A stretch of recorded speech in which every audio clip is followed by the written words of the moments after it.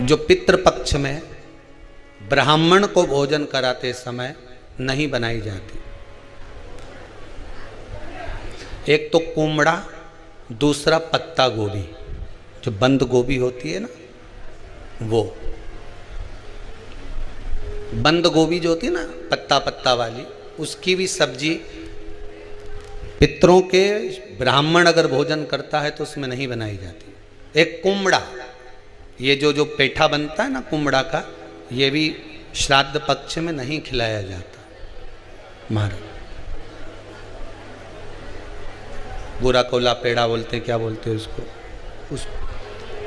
श्राद्ध पक्ष में उसको भोजन में नहीं दिया जाता। ब्राह्मण के भोजन, महाराज ब्राह्मण के भोजन में श्राद्ध पक्ष में सबसे ज्यादा जरूरी है दूध की खीर, दूसरा तुरई या गिलकी का भोजन, या तो सब्जी बनाओ या भजिया बनाओ, कुछ भी बनाओ। तीसरा मांस की दाल का भोजन, उड़द की दाल का भोजन। उड़द की दाल का या तो दही बड़ा बना लो, इमरती बना लो, या फिर बड़ा बना लो, या पकोड़ा बना लो, पर उसका भोजन होना जरूरी है। 3 भाग दूध का भोजन आहूतों के हिस्से में चले जाता है, गिलकी और तुरई का भोजन पितरों के हिस्से में चले जाता है, मांस की दाल का भोजन, उड़द की दाल का भोजन प्रेतों के हिस्से में चले जाता है। इसलिए ये 3 भाग का भोजन ब्राह्मण जब श्राद्ध पक्ष का भोजन करे तो उसमें बनाना जरूरी।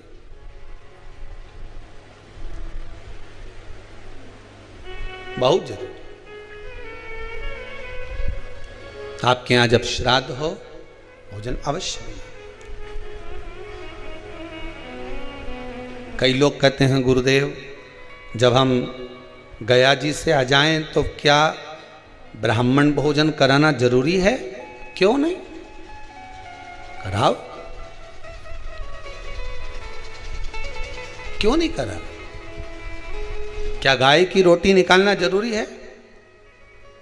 स्वान की रोटी निकालना जरूरी है? कौवे की रोटी निकालना जरूरी है? हम कहते हैं अगर श्राद्ध गया जी का हो गया तो भले कौवे की मत निकालो, पर गाय की, स्वान की, ब्राह्मण जन की भोजन प्रसादी जरूरी। देखिए जब ज्यादा घर में पितृदोष हो ना, ऐसा लगे कि पितृदोष बहुत ज्यादा है, 1 रुपये कमा रहे हैं, 1.25 रुपये खर्च हो रहा है, हाथ में पैसा नहीं टिक रहा, दुकान 4 दिन अच्छी चल रही है, फिर व्यापार डाउन हो जाता है, कोई पैसा लेकर भग गया, नहीं दे रहा, कहीं कर्जा मात्रा बढ़ गई है, ये पितृदोष के लक्षण है कुछ। इसमें आपके घर में जो भी रुद्राक्ष पड़ा हो, जो भी रुद्राक्ष रखा हो, क्योंकि संभाल के तो आप रखते नहीं, पटक देते हो यहां में, जो भी रुद्राक्ष आपके घर में रखा हुआ, एक पानी के पात्र में उस रुद्राक्ष को डाल दीजिए, उसमें 1 चावल का दाना डाल दीजिए। महाराज परिंदा जहां होता है, मटका, हंडा या रसोई घर में आपका जो पानी भरने का स्थान होता है, जिसको आरो वारो क्या क्या लगा के रखते हो, उसी के कहीं पास में उस कलश को रख दीजिए, ऊपर से उसको ढक दीजिए। शाम के समय, सुबह रखा 10 बजे से 12 बजे के बीच में, शाम के समय प्रदोष काल में भगवान शंकर का नाम स्मरण कर कर, ओम नमः शिवाय बोलकर, श्री शिवाय नमस्तुभ्यम बोलकर, या महामृत्युंजय मंत्र का स्मरण कर कर, या गायत्री मंत्र का स्मरण कर कर, जो मंत्र आपकी बुद्धि में, विवेक में समाहित हो, उस मंत्र का नाम लेकर राम कृष्ण हरि जो बोल सकते हो, एक घी का दिया अवश्य प्रज्वलित करें, लंबी बाती का। कौन सी बाती का? फूल बत्ती का नहीं, गोल बत्ती का नहीं, लंबी बाती का। बत्ती का मुख दक्षिण की ओर, कहां पर होना चाहिए? दक्षिण की ओर, ना पूरब, ना पश्चिम, ना उत्तर। बत्ती का मुख कहां हो? दक्षिण की ओर। जैसे श्राद्ध पक्ष में ब्राह्मण को जब भोजन कराते हैं तो ब्राह्मण का मुख श्राद्ध पक्ष के भोजन कराते समय अगर पूरब, पश्चिम और उत्तर का होता है तो श्राद्ध के भोजन का फल नहीं मिलता। उसका मुख दक्षिण का होता है तो हमारे घर के जितने भी पितर उस तिथि में गए होते हैं सबको उसका भाग मिल जाता है और पितृदोष समाप्त हो जाता है। इसलिए ब्राह्मण का मुख श्राद्ध पक्ष में भोजन कराते समय दक्षिण का होना चाहिए।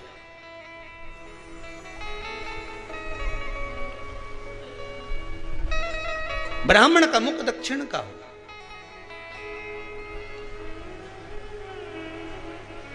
यहां तक शास्त्र कहता है महाराज, अगर गौ माता को श्राद्ध पक्ष में अगर भोजन दे रहे हो तो गाय का मुख अगर दक्षिण का है, गाय का, आपका मुख भले उत्तर का हो, गाय का मुख दक्षिण का हो, आपका मुख भले पूरा पश्चिम कहीं का, गाय का मुख अगर दक्षिण में, अगर आपने दक्षिण में गाय को खड़ी कर रखा है और दक्षिण में उसका मुख और आप भोजन दे रहे हो तो शास्त्र कहता है कि किसी पिंड की जरूरत नहीं पड़ती, गाय स्वतः कल्याण कर देती है, गौ माता स्वतः कल्याण कर,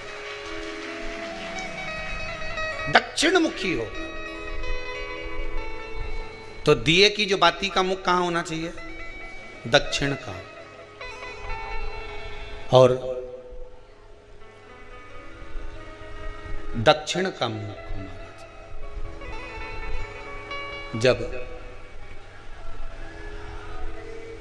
जब दक्षिण का मुख हो, दक्षिण की ओर बाती हो महाराज, तब दक्षिण की बाती जलाने के बाद में भगवान से वहीं पर प्रार्थना करें। जो कलश रखा है उसके ऊपर जो प्लेट रखी है, ढाका गया है, वहाँ अपना सीधा हाथ रखें और अपने पूर्वजों का, अपने पितरों का स्मरण करें कि मेरे धन को लेकर कोई चले गया, मेरा व्यापार ऐसा चल रहा है, मेरा घर में बच्चों का विवाह नहीं हो रहा, या घर में इतनी अशांति है या तकलीफ है या कष्ट है, ये सब का स्मरण कर कर उस कलश को रात्रि भर रखे रहने दें। सुबह स्नान आदि करने के बाद फिर एक घी का दिया दक्षिण की ओर लगाकर सुबह 10 बजे से 12 बजे के बीच में उस जल को शिव जी को समर्पित कर कर आ जाएं और वो रुद्राक्ष लेकर वापिस सजाएं। महाराज वापिस सजाइए, उस रुद्राक्ष को अपने घर में रख दीजिए। वर्ष भर वो रुद्राक्ष आपको कभी बीमारी से नहीं घिरने देगा, कभी किसी जगह खड्डे में नहीं जाने देगा, वो उन्नति की ओर ही बढ़ाएगा। भले कोई भी रुद्राक्ष हो, 1 मुखी से लेकर 14 मुखी, 20 मुखी, 18 मुखी, जो रुद्राक्ष आपके पास में, आप तो उसका स्मरण करिए,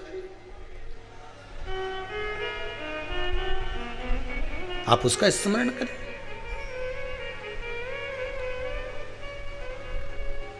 रुद्राक्ष का जल शिव को समर्पित करें।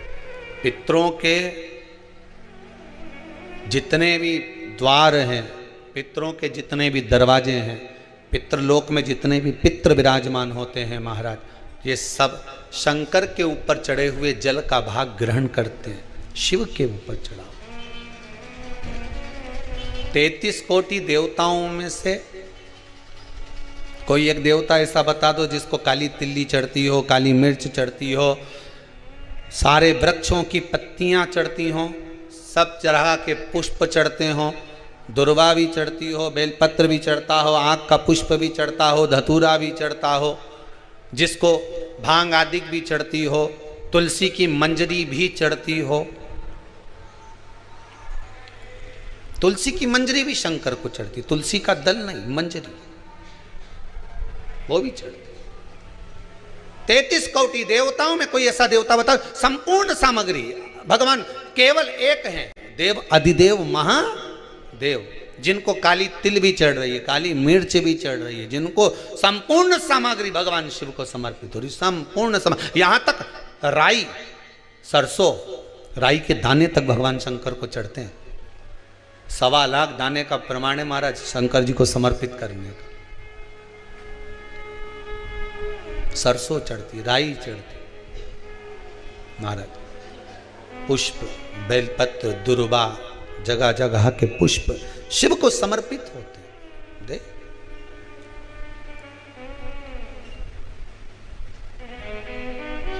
पितृ, जब शंकर भगवान को जल चढ़ाया जाता है 16 श्राद्ध पक्ष में, 16 दिन श्राद्ध के जब हम भगवान शंकर को जल समर्पित करते हैं तो उसका भाग हमारे पितरों को प्राप्त होता है।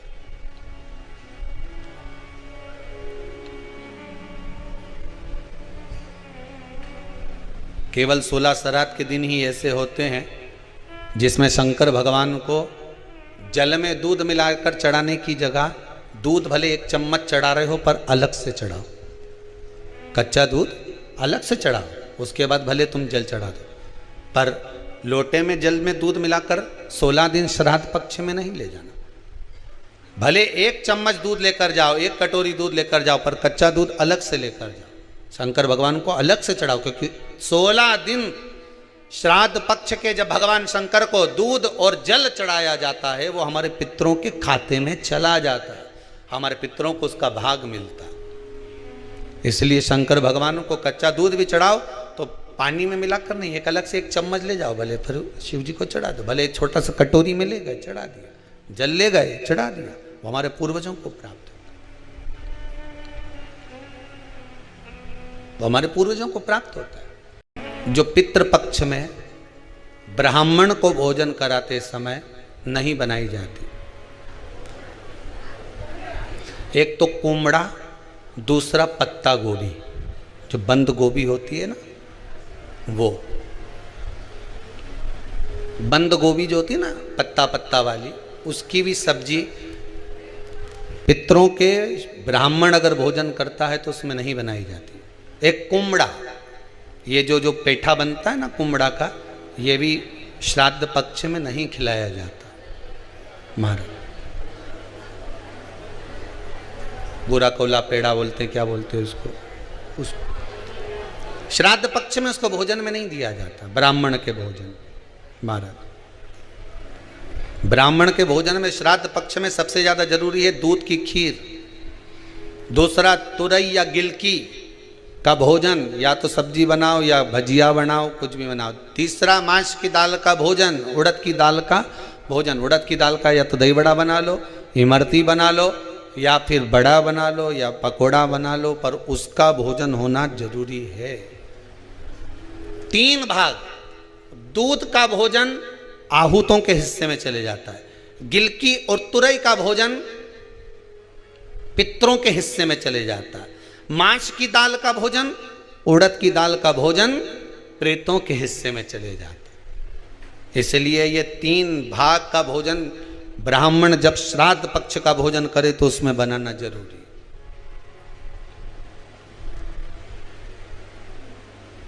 बहुत जरूरी।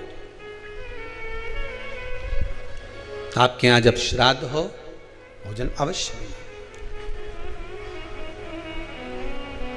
कई लोग कहते हैं गुरुदेव जब हम गया जी से आ जाएं तो क्या ब्राह्मण भोजन कराना जरूरी है? क्यों नहीं, कराओ, क्यों नहीं करा? क्या गाय की रोटी निकालना जरूरी है? स्वान की रोटी निकालना जरूरी है? कौवे की रोटी निकालना जरूरी है? हम कहते हैं अगर श्राद्ध गया जी का हो गया तो भले कौवे की मत निकालो, पर गाय की, स्वान की, ब्राह्मण जन की भोजन प्रसादी जरूरी।